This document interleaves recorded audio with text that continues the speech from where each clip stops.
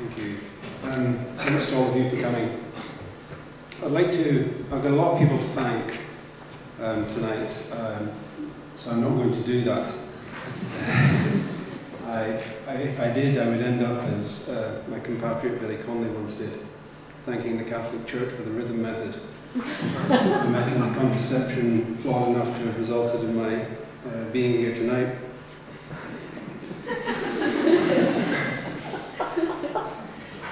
I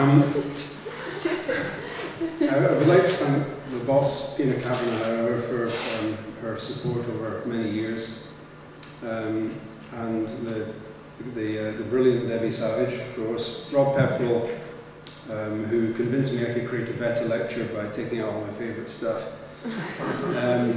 the staff of the Research and Enterprise Support Unit, and all the administrators really throughout UAC who do an amazing job. The members of my research group, my parents, and my children. I've been a neglectful husband and father at times. I can only hope that the next 45 minutes will make up for years of neglect.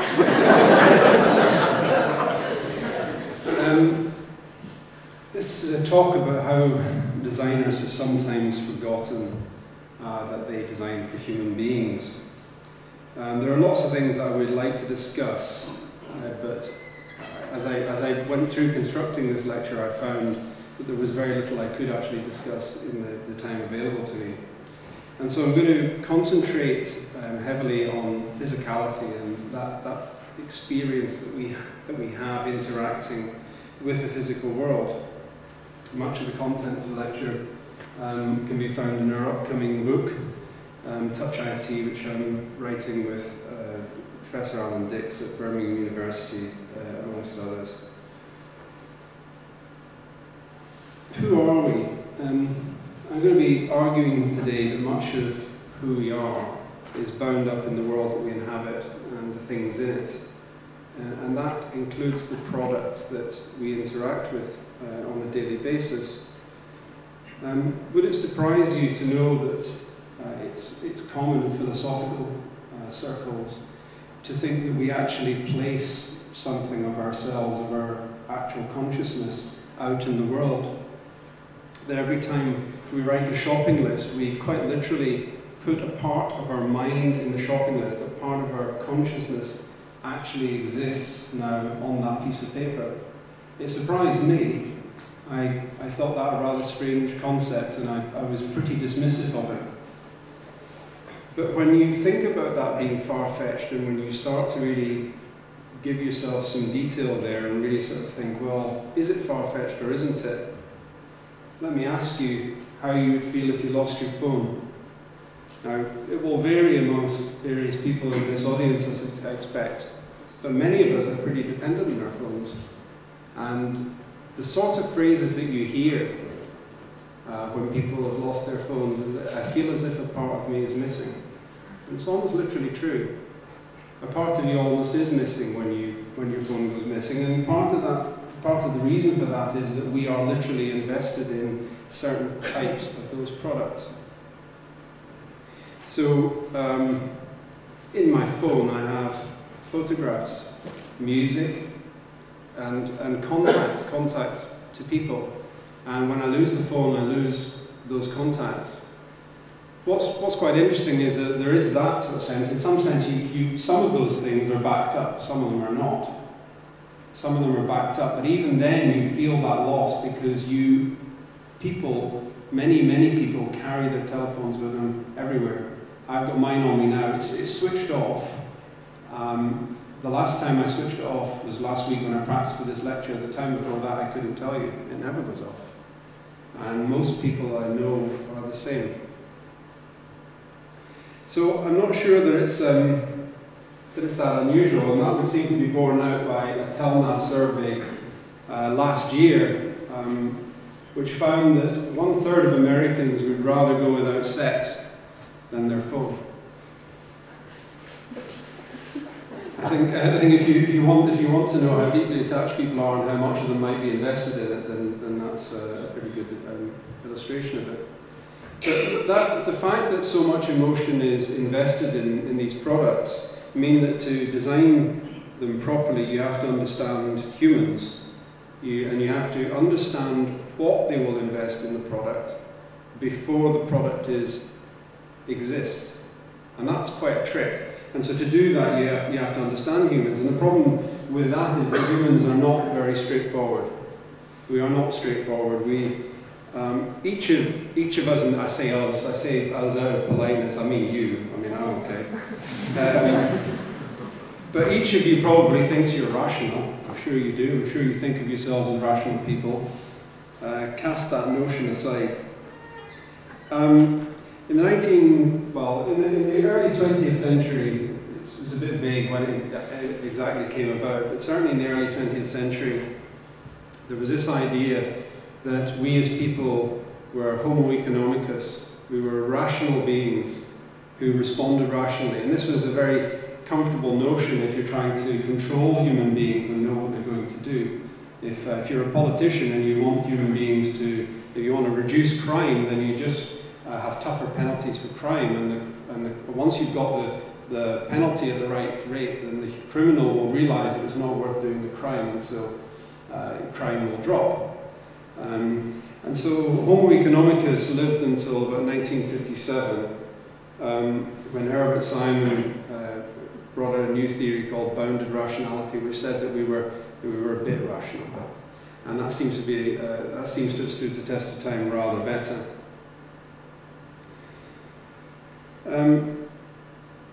The problem is that although Homo economicus is long extinct, we keep designing for them because, we're not logical, we're not rational, and you have developed to live in very different times than the ones that we do. So let's talk a bit about our weirdnesses. My son Ewan has Asperger's syndrome. He doesn't know that. I tried to tell him, but he just said my ass was a burger. So he's in a special unit, and we were visiting last year, and they have a chart of everybody's birthday, and Lauren goes over to it, and she says, "Hey Ewan, it says your birthday's the 21st of December. And he said, "Yeah." I said, "But your birthday's the 20th of December. And he said, "Yeah." I said, "So why did you put it as the 21st? He said, "Well, the 20th was already taken."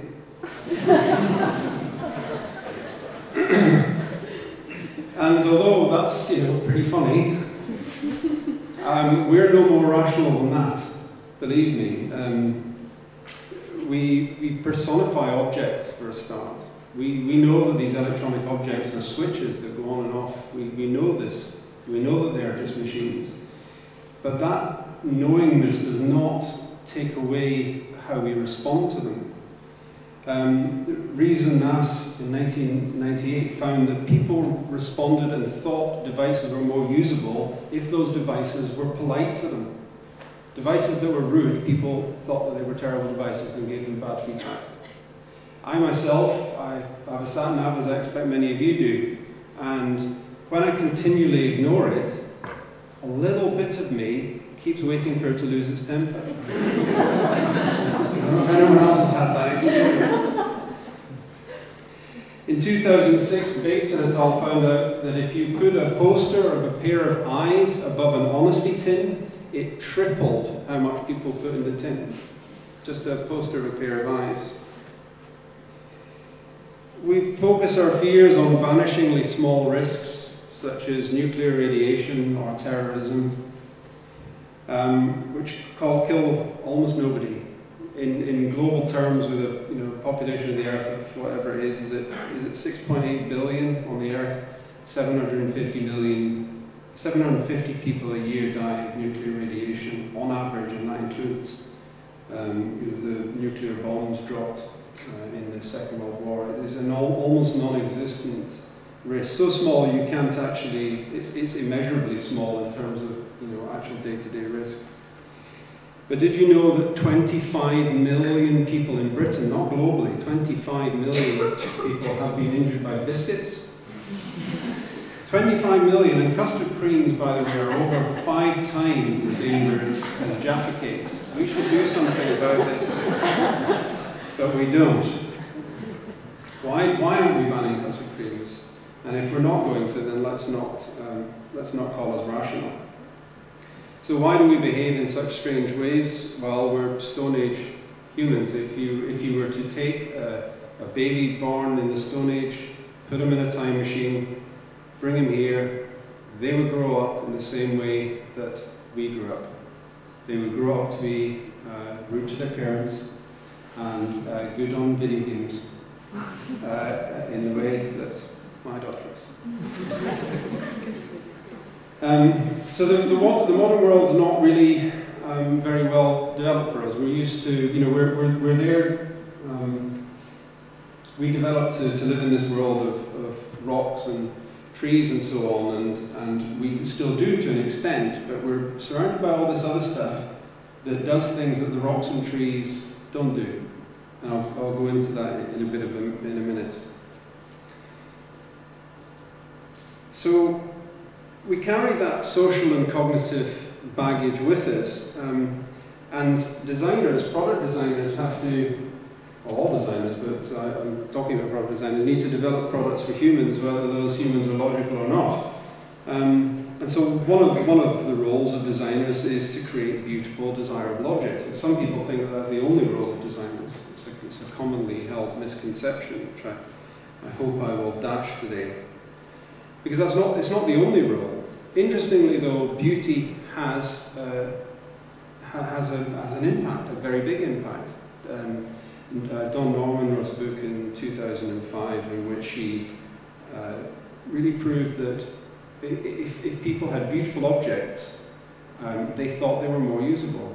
They thought they were more usable just because they were more beautiful. If you can create that desire in people, they will tolerate tosh in some ways. But that shouldn't be all that design is about. It's not enough.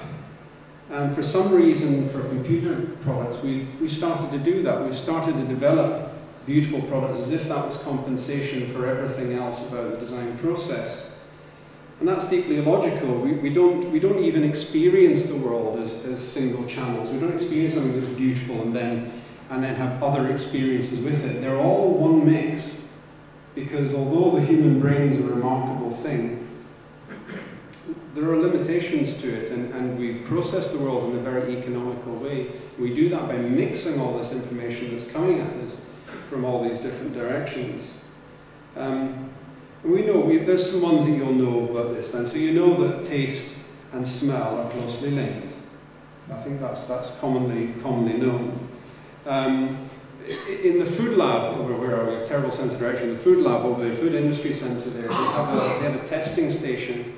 And there are coloured lights in the testing station, and that's because we can't really tell the difference between what we seeing food and tasting it. That changes things as well, and so they have to put these coloured lights on so that they can take out the sense of sight. We've got one that I wanted to show you here, because we can't necessarily, it becomes more remarkable, I think, that we can't necessarily tell the difference between what we see and what we hear. So this is something that was discovered in 1996 by McGurk and McDonald, I think. It's called the McGurk effect. Just ba, ba, ba, ba, ba, ba, ba, ba. Okay, what was I saying? Da. Let me do it again. Ba, ba, ba, ba, ba. Ba, ba. Okay, that was another one. Ba, now look between the two. Ba, and you should find that it changes what you hear. Ba, ba, ba, ba, ba, ba, ba, ba, ba, ba, ba, ba, ba. Because the only sound clip that was ever played in each of those three slides was ba. But we hear differently according to which one we see, and it doesn't even matter if we know that that's what's happening. It still changes what you hear. So what do we know? We know that humans are contrary, illogical, terrified, primitive fools, scared of the wrong things and incapable of telling what they see from what they hear. But it's still our job to design for them. And as a product designer, that's my job. So what is a product designer? I don't know if anybody ever heard the Radio 4 program Genius. Anyone seen that? Heard it, sorry? Okay, so what it is members of the public will come up with ideas for new products, and the panel will decide if they're idiots or geniuses. And one that I remember was, this guy had written in and he'd said, you know how when you're doing the dishes and there's a bit of dirt that won't come off, you scrape it with your fingernails? Why don't they just make dish brushes out of fingernails? And so they went, okay, well let's try it. So they built a dish brush made of fingernails, and it got the pots cleaner than a traditional dish brush. And product design's kind of like that. Not that you build stuff out of fingernails, but a good product designer shouldn't say, well, there's a dish brush, I wonder if I can make that a prettier dish brush. They should say, there's a dish brush, does it do the job as well as the job could be done? Let's go back to the problem and let's observe it, and then let's see whether we can get a better solution to the problem, whether it's a dish brush or whether it's something else. And so really one of the best ways to do that is to prototype things. That's the best way that we've ever found to really understand those kind of complex interactions between us and the real world. So we test things. This is me testing a bollard with a transit van. That really is me testing a bollard with a transit van.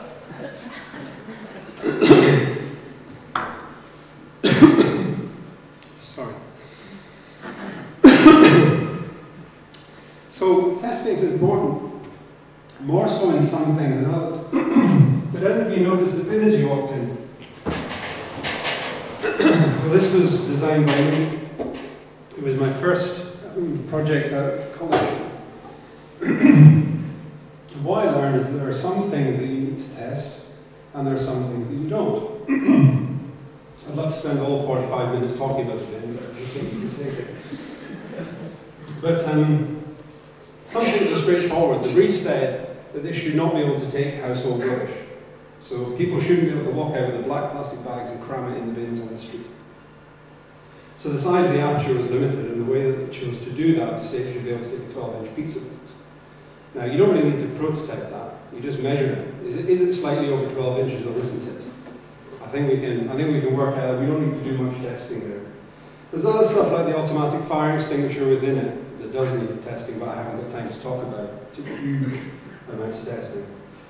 Other things are historical. People need to be able to sit in it, but the company I work for, Glasgow, had been doing bins for 25 years. They know if you put a radius this size on, you're going to be able to sit in it. But that's fine.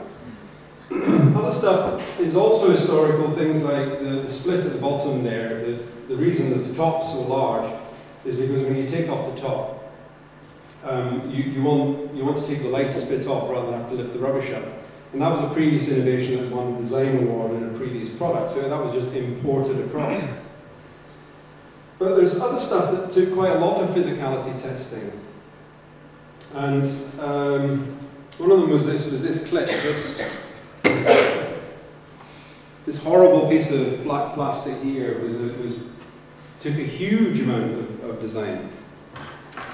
So one of the problems that they identified when they did the research for this product was that they found that you have to lock bins. If you don't lock bins, then every Friday night the students steal them or fight with them, and you rubbish strewn across the street. If you do lock them, then they get vandalised. All the locks are vandalised. Why are they vandalised? They're vandalised because the bin men don't want to unlock a whole street full of litter bins. So either they leave them unlocked, and then when their bosses come along and lock them all, they end up vandalising the lot, and then the students every Friday night make the top, so you get the idea. So our brief was to create a bin that would always lock, and that you didn't need any keys for, and it would defeat a drunk for 20 seconds. But not defeat a bin man. So in this case, this one unlocks like this. I showed this to my students, and every Friday night. So it's got a double kind of locking ring there, and that took lots of prototyping. It takes lots of prototyping because you then have to work out, whether it will lock itself again, which it does. And that's lots of physical testing. You try something, you find it doesn't work, you try it again. And the other bit was the locking clip itself, because this was 1993, and in 1992 the Provisional IRA had murdered 2 toddlers in Warrington. And what they did was they put Semtex 6-inch nails at the bottom of a bin, and it killed these 2 children. And so Glasgow had developed a blast-proof liner, and it fitted in the bin and essentially turned it from a bomb to a gun. When the bomb went off, the liner would pop belly, and everything would fire out through the top of the bin. So shoppers had time to escape. The problem with that is that because the lock's down here, because when this thing's fixed to the ground, the vandal kicks the top, it puts several tons of pressure on the lock every time that's kicked. And you need a very, very strong locking clip in order to be able to take that sort of abuse. So we chose stainless steel. Problem is that sits outside the blast liner, and so although the 6-inch nails that the Semtex is packed in are being held nicely within the liner, the lock is not. And so you're risking people again. And so plastic usually fragments into tiny bits, and the blast can be about 2,500 miles an hour, and plastic just fragments into very small bits. And I'm not saying it's not going to nip a bit, but it's not going to kill you. And so this lock is designed to fragment, and it took weeks and weeks and weeks of thinking through the problem, of building a prototype, of having somebody destroy it, of starting again, until we got something to work.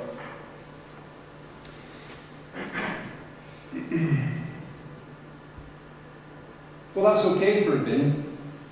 That's okay for a bin or a bollard. You can prototype it, you can test it, and you can try this stuff out, and you can make sure that it does work. Those sorts of products are quite understandable to our Stone Age selves.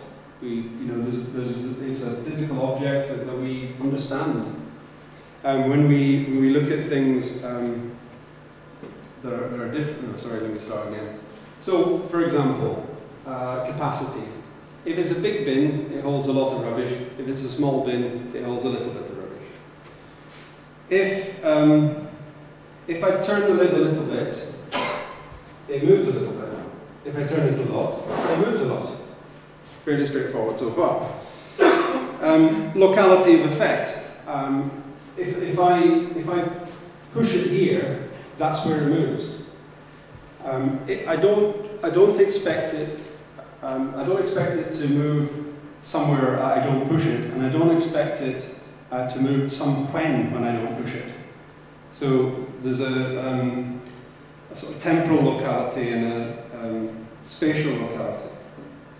There's a visibility of state. I can see if the lid's on or off. I can see if the fire extinguisher has been triggered or not. I can see if it's which direction that the aperture is facing.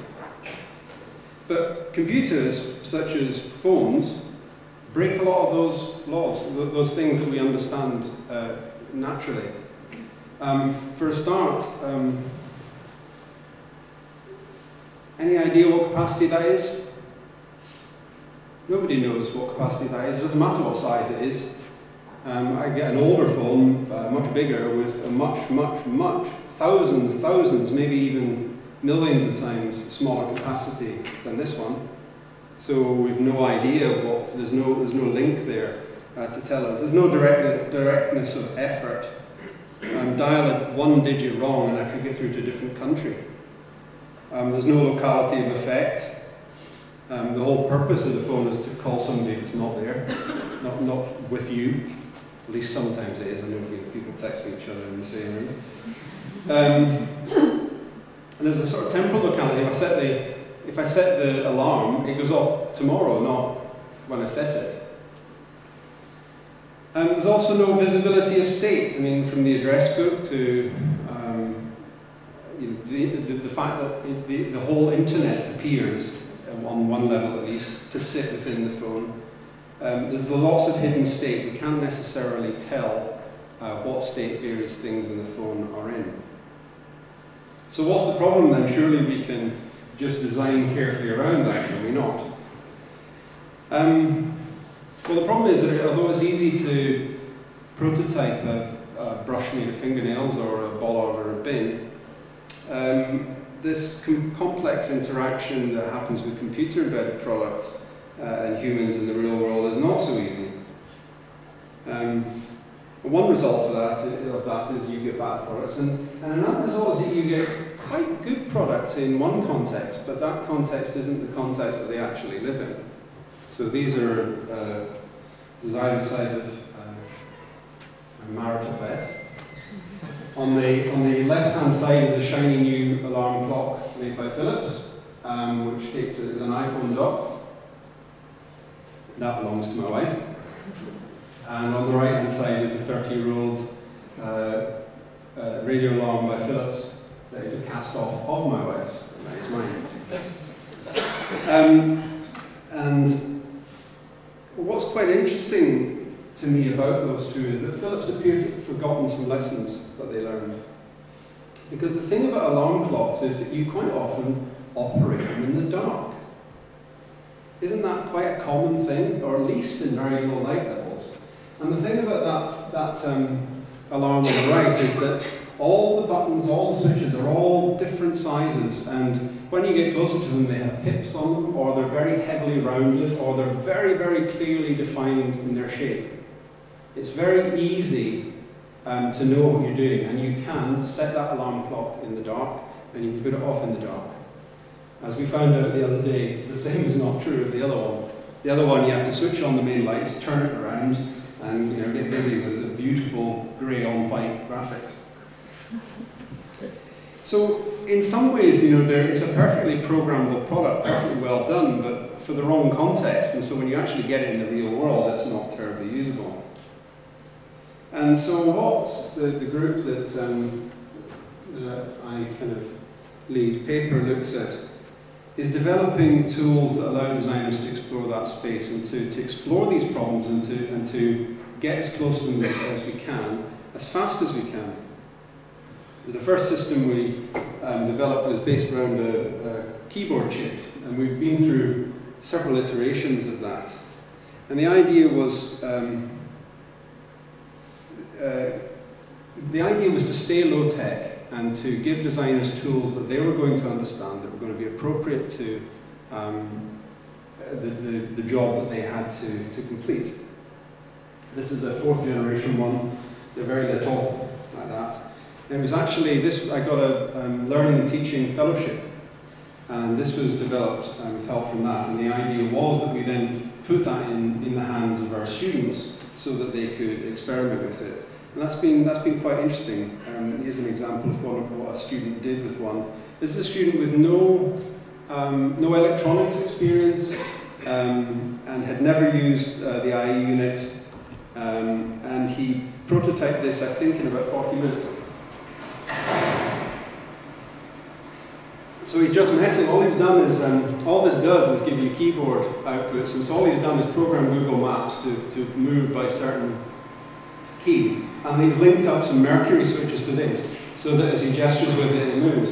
And he's playing, and he's finding stuff out, and that's really as far as we ever wanted to take it. We want to be able to get to this point where designers are playing with disposable ideas and implementing them and trying them in situations.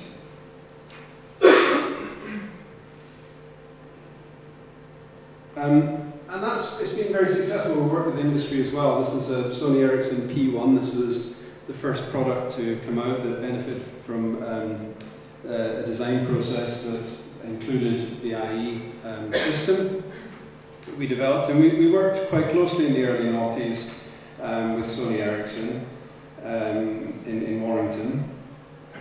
The first time they took it out and used it, something funny happened. Because they prototyped it the way they normally prototype it on a touchscreen.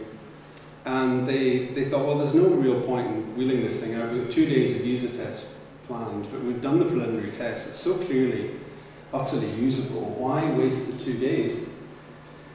In the end, they decided, well, they booked the people, they might as well get on with it. And they went out and, as you probably predicted, they found that no one could use the damn thing.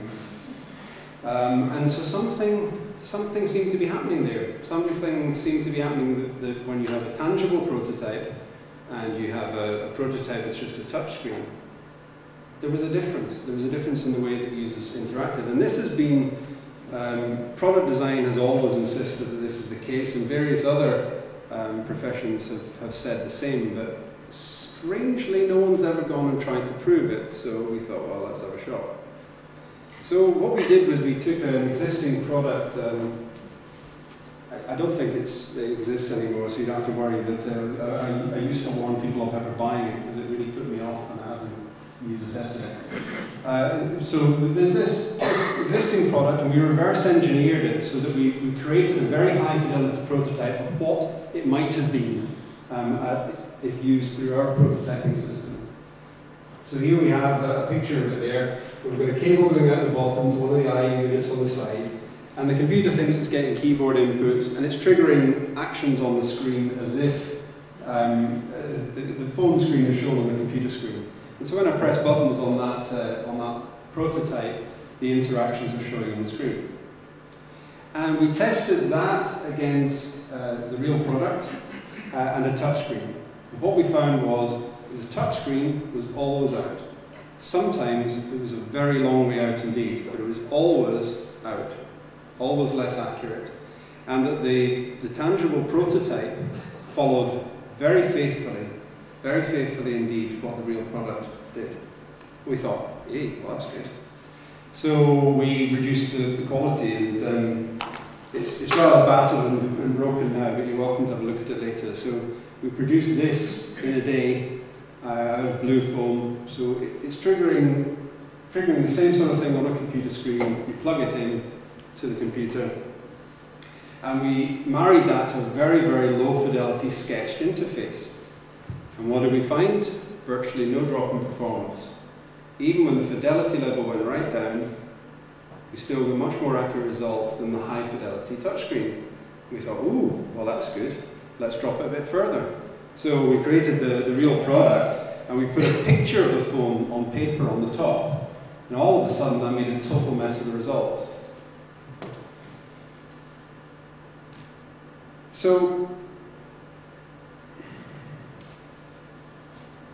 that kind of, you might think that fidelity, that kind of fidelity would have more of an impact. The fact that the touchscreen one was so high fidelity and our prototype was so low fidelity, you'd have thought that would have more of an impact.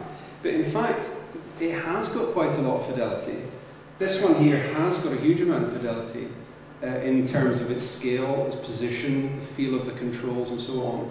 And that's what happened when we dropped from this one to this one. We found out what was important, and the fidelity of the physicality was having a much bigger effect than the fidelity of the interactions and the interface on screen. And so that's something that Jo Hare, a member of the paper group, is doing her PhD on, is really trying to find out where that break comes.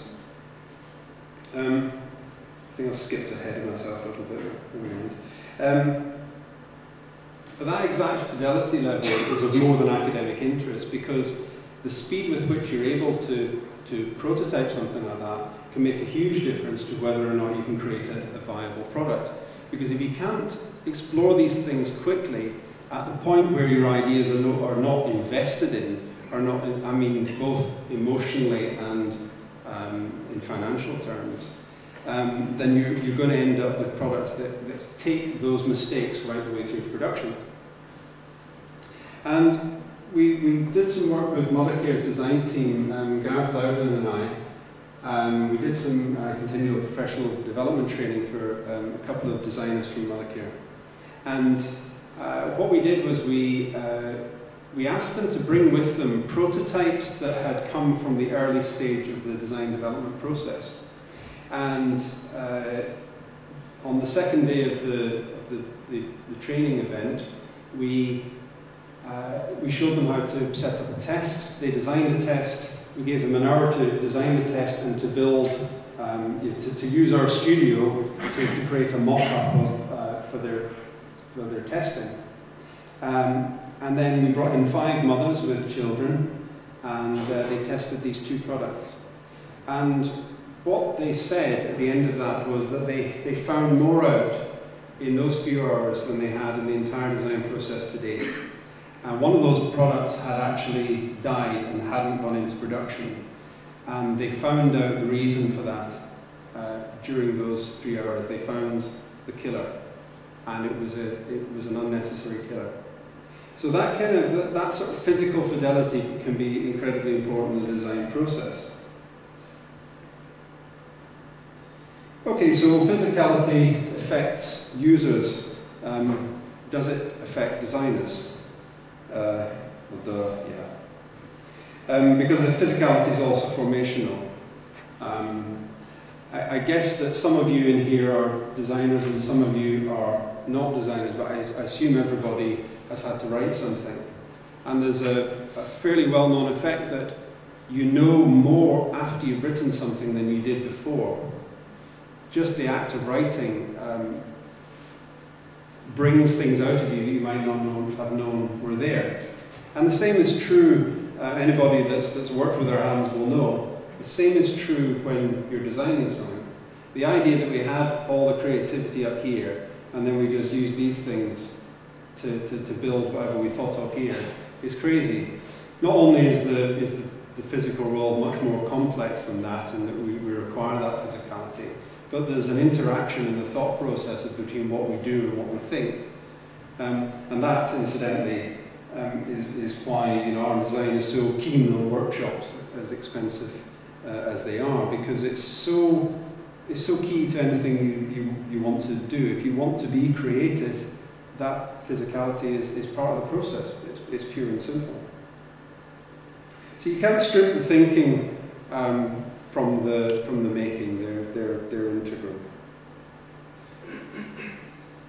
And so Paper's techniques have evolved to take account of that. So we try to continue to develop flexible tools that allow you to get to the physical stuff as fast as possible. And this was a case study which I would really love to tell you about in some detail, but I can't because of confidentiality. It's a consultancy job that we did for a large pharmaceutical company. Ian Culverhouse there and myself worked on this. And what Ian did, very cleverly, was kind of reinvent something called the Wizard of Oz technique. The Wizard of Oz is a technique used by the HCI community. And what you do is you get a human pretending to be a computer to fool the user into thinking that they're interacting with something more sophisticated than they are. So in this case, the device that we had to prototype, we had to prototype 4 of them in 3 weeks, which normally these things take months for each one.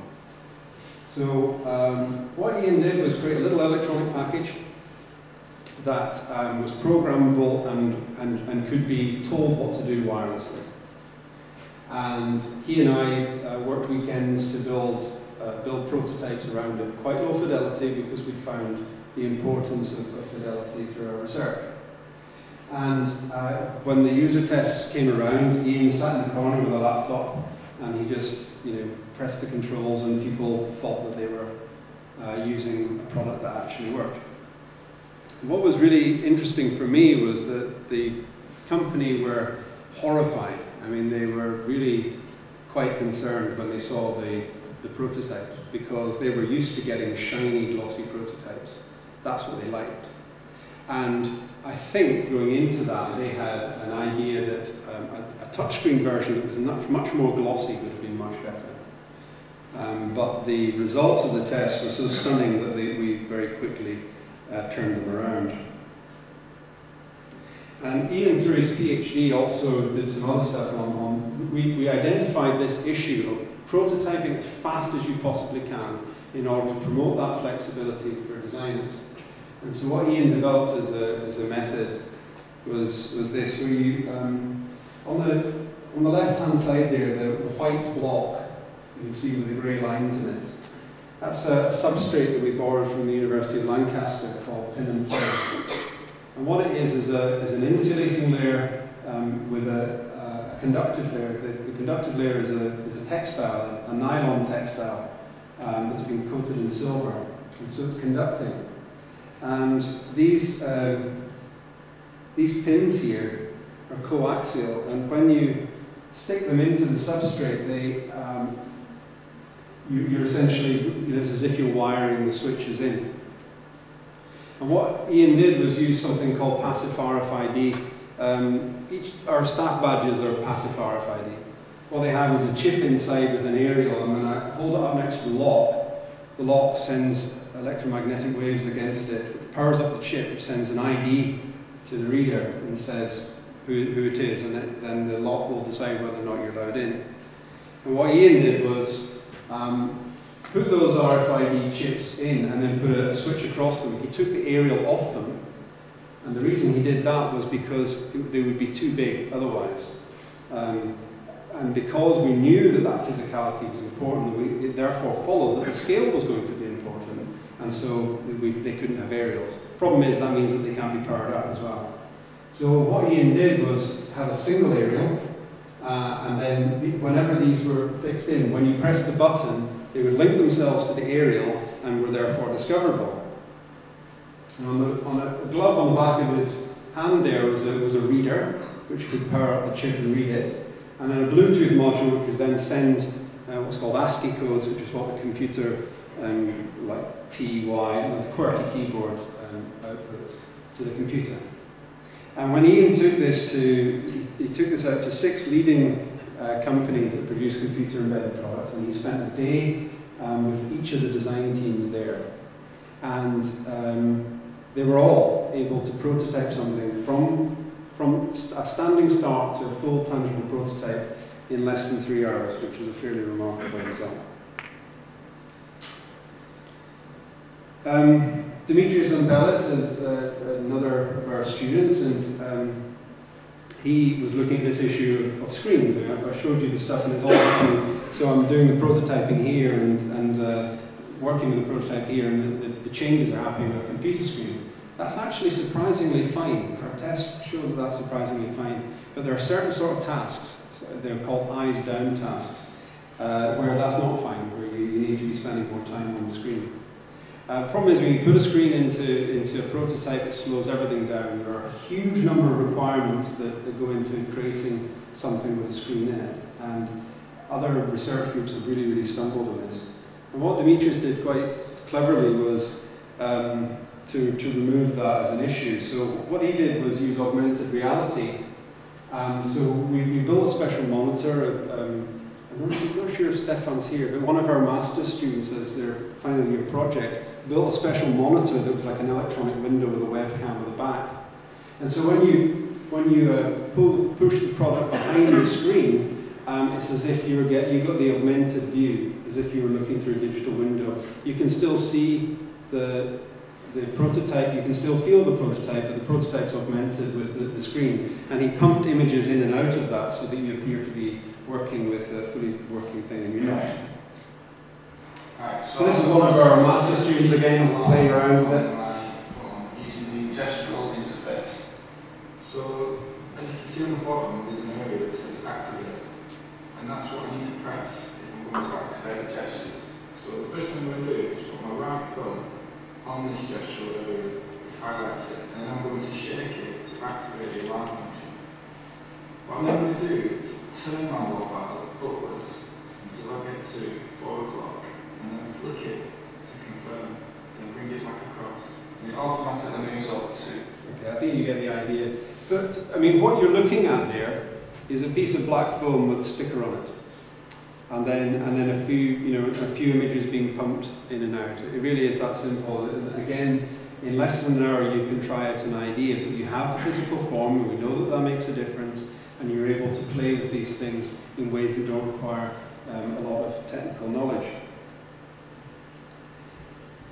Okay, so there's one last area where physicality is important to us, and are important to us as cave people, if you like, and that's the way that we place information in the world. I talked about that briefly with the shopping list earlier on, and our phone. This is the Dolce Vita coffee bar at the front of this campus. And what struck me here was quite interesting how information was being placed in the world to be effective, to be an effective way to contain information. When it's very busy up there, you'll see that the two women working, one will work the till and one will work the coffee machine. Now, you can take the orders and the money faster than you can produce the coffee.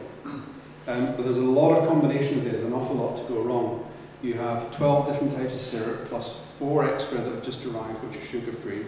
You have 4 different sizes of cup. You have double shot, single shot. You have no milk, skimmed milk, semi-skimmed milk, full skimmed milk. By the time you add it up, you've got hundreds of different combinations of coffee that you can have.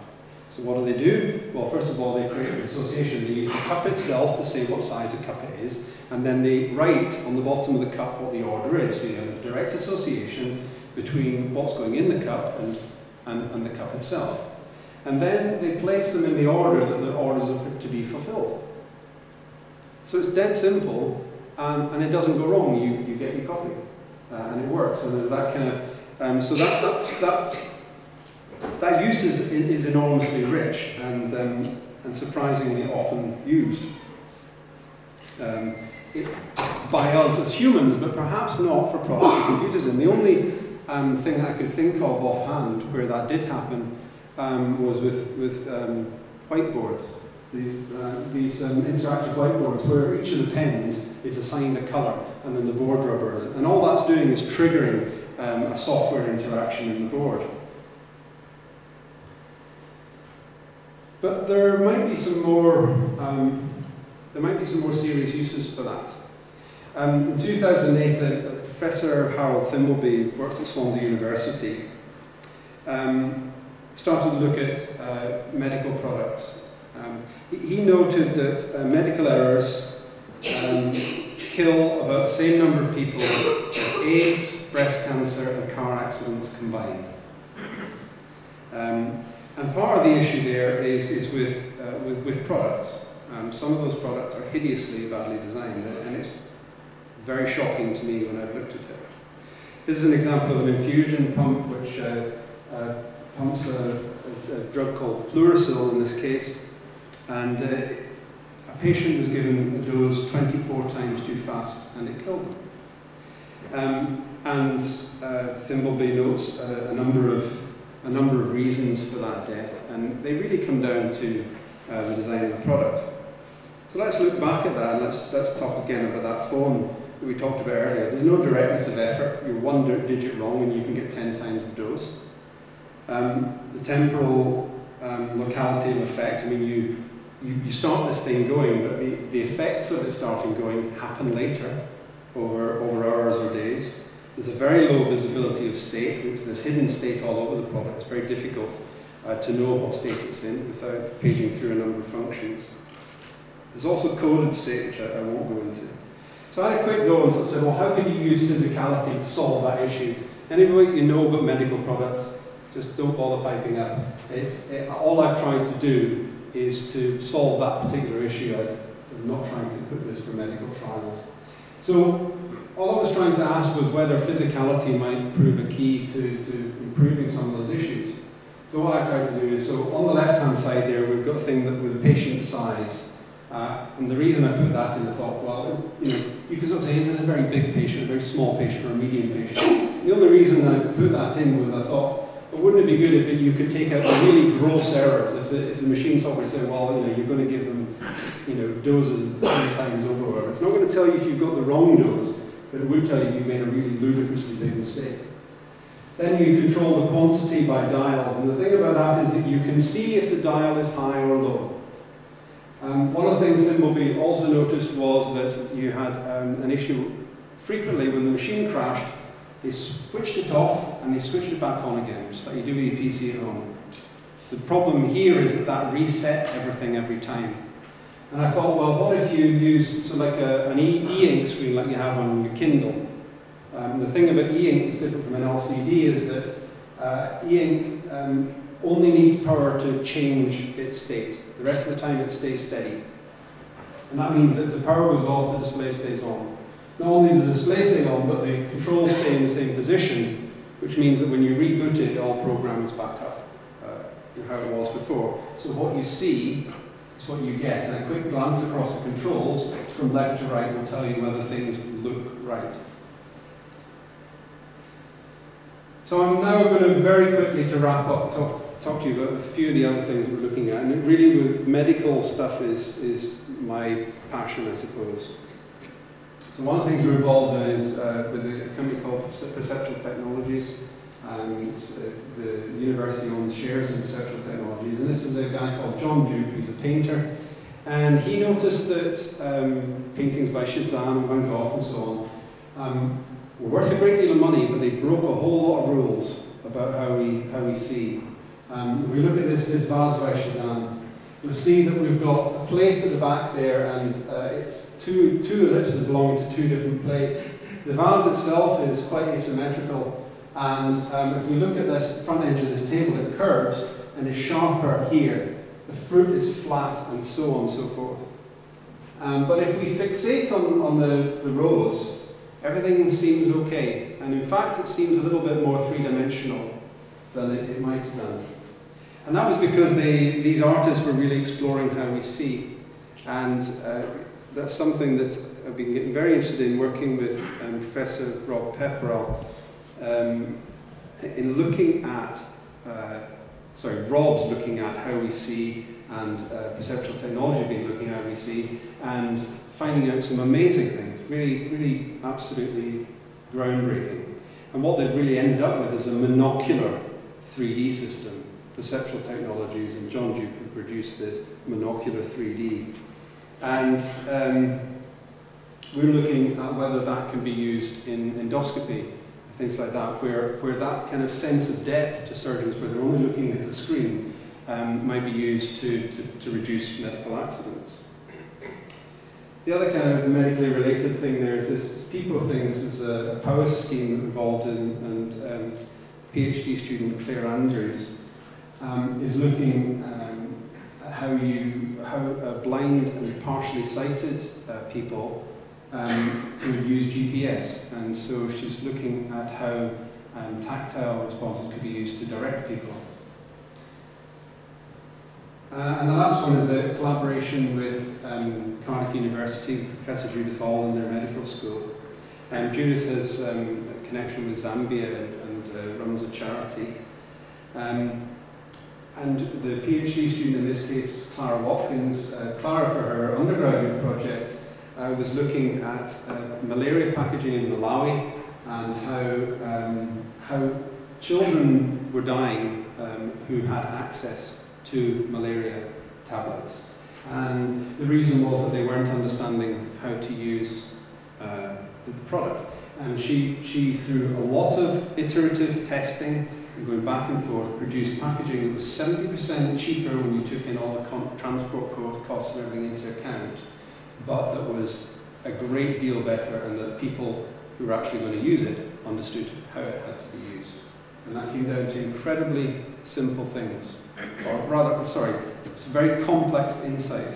And what we're doing really is trying to use a similar process, trying to go back to this low fidelity prototyping, very fast iterative prototyping, to look at what we might do to produce medical solutions for Zambia, and how we might create better tools and so on.